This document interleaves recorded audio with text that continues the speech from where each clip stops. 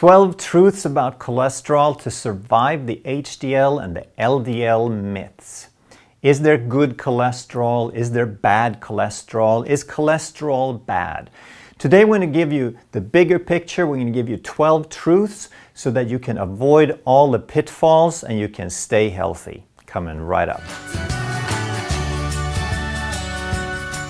Hey, I'm Dr. Ekberg. I'm a holistic doctor and a former Olympic decathlete. And if you want to truly master health by understanding how the body really works, make sure you subscribe and hit that notification bell so that you don't miss anything. As all of you know, cholesterol has been a big deal in the news for the last 50 years, and every so-called nutrition label has warnings about how much cholesterol is in the food so that you can avoid that kind of food. Well, here's some news for you. The first thing that you need to understand about cholesterol is that your body makes it. Your body manufactures cholesterol.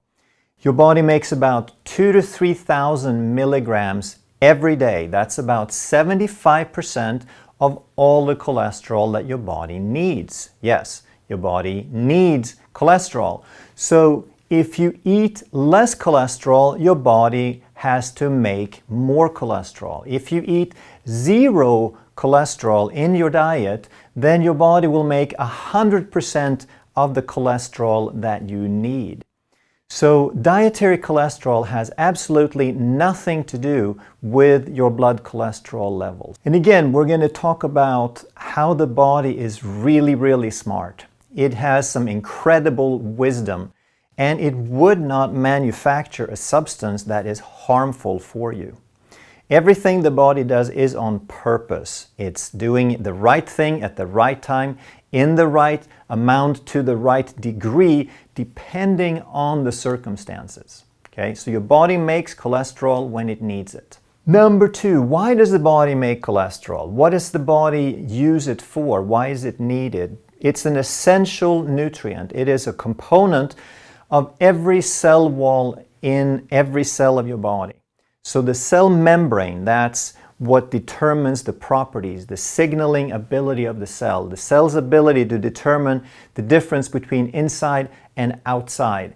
That is what the cell wall does, and cholesterol is an essential component in that structure. One of your most important cell membrane is your brain, because there is some very specific signaling going on in the brain, and again, cholesterol is very important there. Most of your hormones are cholesterol based. Have you heard of steroid hormones? That's the testosterone and the estrogen and so forth. That's where the stero in cholesterol comes from. They're called steroid hormones because they're made from cholesterol, all right? They are essential. If you don't have enough cholesterol, then your body has a hard time manufacturing those hormones. Your liver produces bile, and that's like a detergent, an emulsifier to help you break down fat. So it's essential for your digestion to have bile. If you can't break down fats properly, you also can't absorb the fat-soluble vitamins, the vitamin A, D, E, and K. And vitamin D is actually a hormone which is also made from cholesterol. Your body uses cholesterol for repair. Because cholesterol is part of every cell wall, every cell membrane, anytime that you get damage to your tissues, the body has to repair it. It has to repair the tissue which has cell membranes. So it has to have more cholesterol available for repair. And it's also important in wound healing and blood clotting. So anytime that you have stress and your body anticipates or prepares for additional damage, your LDL cholesterol goes up so your body can prepare. So it's so smart, it will anticipate the damage and have a little extra cholesterol handy just in case. Number three fact you have to know, there are a few unfortunate people to whom cholesterol is a problem. And that's called familial hypercholesterolemia. That just means it runs in the family. They have a genetic defect that prevents them from reabsorbing and regulating the LDL. So LDL just keeps going up and up and up and up. So they have a genetic defect that prevents them from regulating it. So now cholesterol does become a problem. And the genetic defect could be heterozygous, meaning that one out of the pair of genes is faulty. And that happens in about 1 in 500 people. And then there's something called homozygous defect, and that's when both parts of the pair is faulty. So if you have one part faulty, then your cholesterol is going to run between 350 to 550. If you have both of them wrong, then it's going to run 650 to 1,000, your total cholesterol level. So these are levels that we're not going to see in the general population, right? Most times we're talking about cholesterol, they consider it marginally high from 200 up to 280. That's where 98% of people are going to fall. This is a disease condition. This is a problem. And these people do want to seek some medical attention because this will typically shorten their lifespan. But again, even though these are disastrously, extremely high levels, there's still a lot of these people who never notice anything, even at these levels. Number 4 fact about cholesterol: lower is not better. Okay, we've been made to believe that lower is better. I've had patients come in with a cholesterol of 130 and they're still on a statin drug because their doctor tells them lower is always better. Well, if we look at the graph of all-cause mortality, that meaning that all the reasons that people die, the overall death rate for whatever reason, when people have a cholesterol level of 130, they have a very high death rate. Then it drops, the all-cause mortality drops down to a point of cholesterol about 220, and then it starts going up again, but it's more dangerous to have a cholesterol of 130 than it is to have a cholesterol of 300. Now this graph doesn't tell us everything because a lot of these people with the cholesterol of 300, they're going to have a very unbalanced cholesterol ratio, which we'll talk about in a little bit. So you could have, even though 220 is the bottom of the graph, you could still be very healthy even with a higher level of cholesterol as long as you have a good ratio. Number 5, dementia, brain health, cognition, your thinking ability, your mental capacity is directly related to cholesterol. So when they checked people as they get older, once they get into their 80s, they found that the people with the lowest cholesterol had the highest rates of dementia. They had the lowest cognitive function.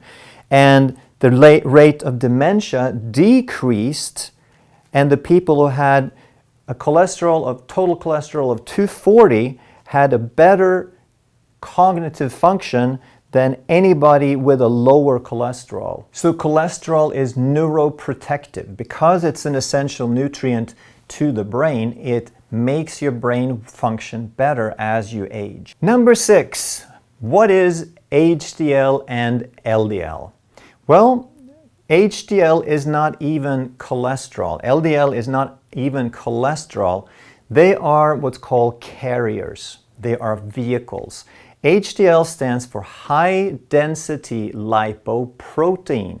It's a protein with some fats mixed in, and it helps the body carry the cholesterol around. Why does it do that? Why doesn't it just dump the cholesterol in the bloodstream? Because cholesterol is not water soluble. Blood is mostly water-based, and cholesterol is not water soluble. It's what's called hydrophobic.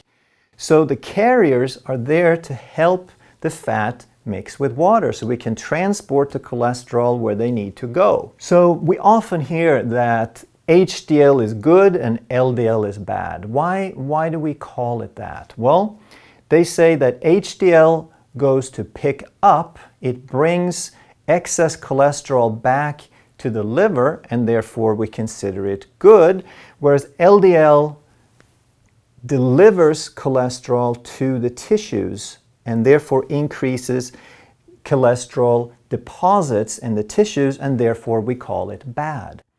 But that's assuming that they're doing it for no reason whatsoever. It's assuming that it's a bad thing to deliver cholesterol.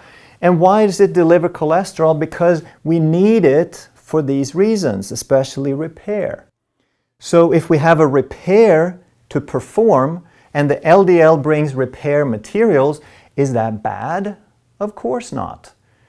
It's about a balance. The body makes appropriate cholesterol and it makes appropriate cholesterol.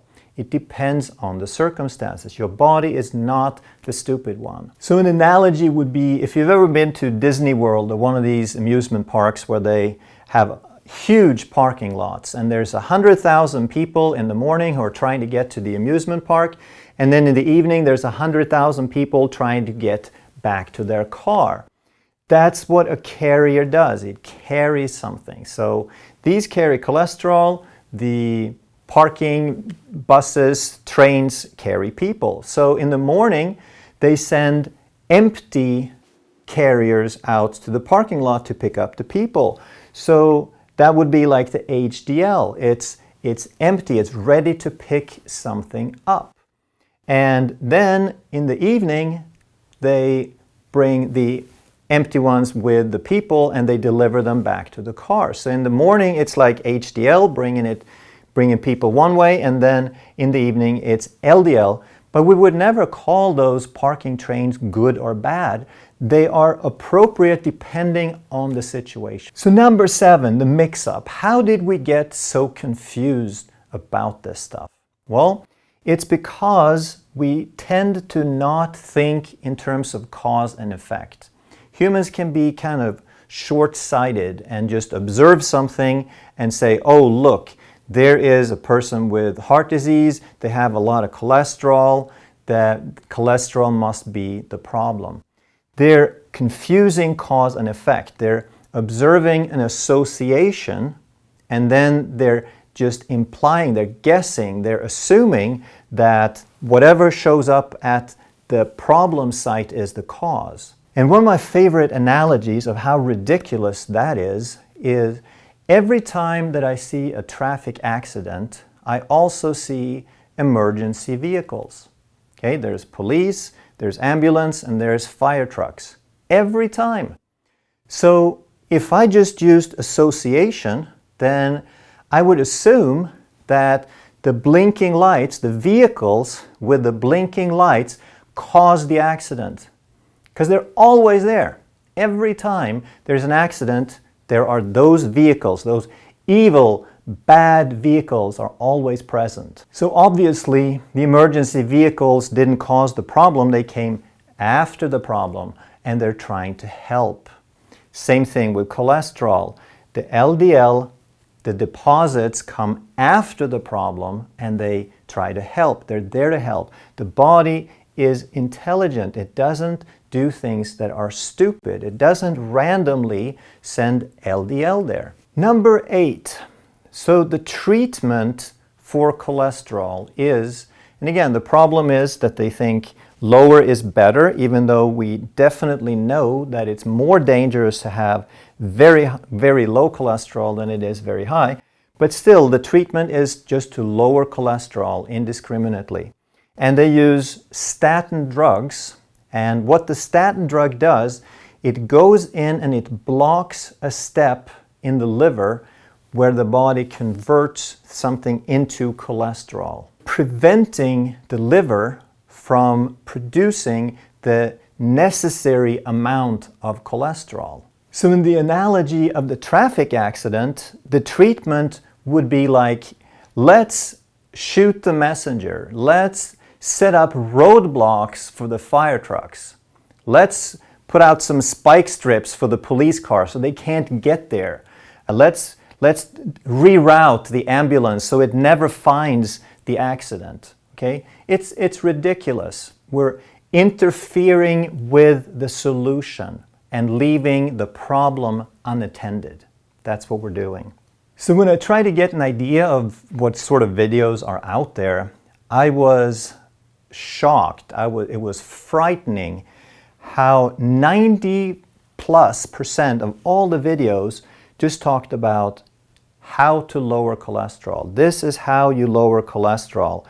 And we're just assuming, we hear this, we take this association instead of a cause-effect, this loose association, which is not true, and we assume that it's true, and then all the effort goes to lowering cholesterol, as if that was a good thing. It's like saying, we don't believe intelligence is good. We think that your kids are too smart, and now everybody goes out and make videos on how to lower your child's intelligence, or how to lower health in the body, or how to lower muscle mass, lower vitality. We hear that's a good thing. Everybody should go make videos on how to lower it.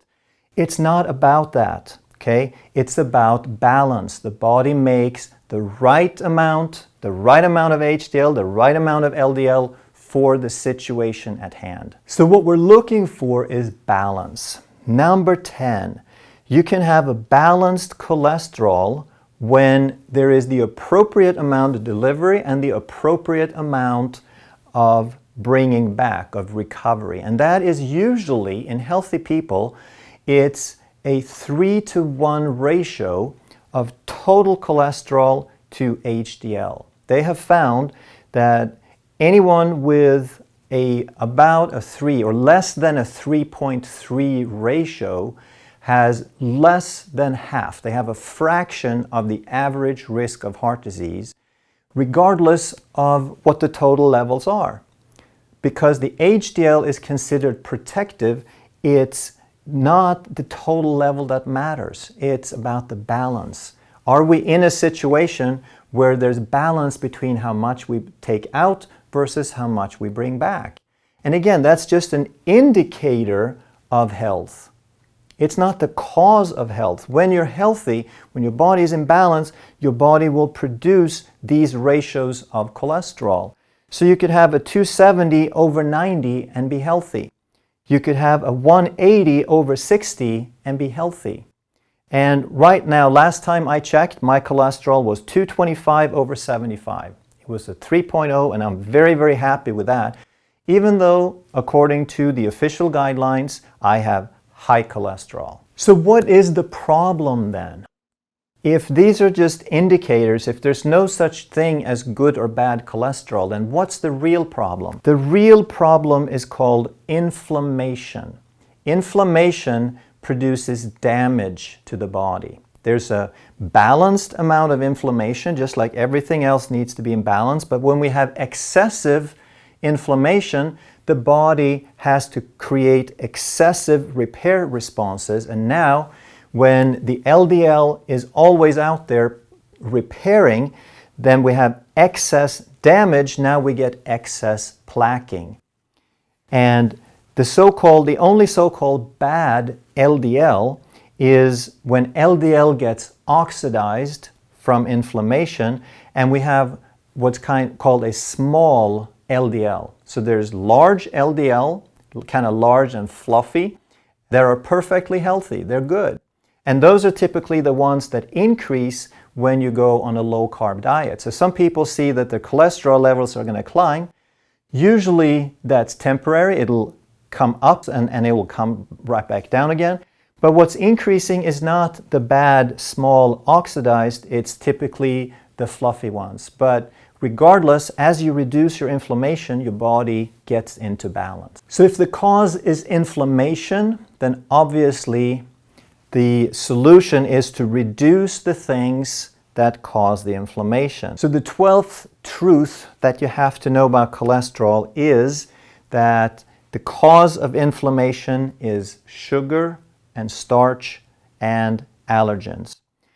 Grain and dairy are the top 2 allergens, especially modern wheat. We've never seen so many people being sensitive to it, so many people having a low-grade inflammation to a food as to the modern wheat. So if you want to reduce inflammation, obviously reduce sugar, reduce grain, and reduce anything else that you might be allergic to. And what do you eat instead? You eat foods that are anti-inflammatory or inflammation neutral. So you eat good saturated fats such as egg, including the egg yolk. If you're going to throw something away, throw away the egg white because that's a more common allergen. You want to eat grass-fed butter, grass-fed beef, and especially you want to eat fish, fatty fish, or take a fish oil supplement. You got to be a little careful with the fish because some of the larger predatory fish have a lot of mercury and toxins in them since they live in the water for a long time. Salmon and small fish like sardines and mackerel are the best choices for fatty fish, and then you can also eat the flat, small white fish that are very low in mercury. So if you understand these 12 truths, then you also understand that for most people, the lifestyle intervention is the most appropriate thing to do. And for most people, a lot of the cases that are being called high cholesterol is not a problem. The people that have a problem, like we said, are people with extremely high cholesterol levels. They have a genetic defect. And the treatment in their case is appropriate because when you do a treatment and you lay out, in the analogy, if you lay out roadblocks for the fire truck, then that would be appropriate because they have so much of the cholesterol. The fire truck is out running over people. All right, so then it'd be a good thing to put some roadblocks out. But that's an extreme situation. All right, most people do not fit in here. It's 1 in 500, so 499 out of 500 people do not have that problem, even though it's often quoted as a major issue. If you learned something and enjoyed this video, you'll probably love that one. Thank you so much for watching. I'll see you next time.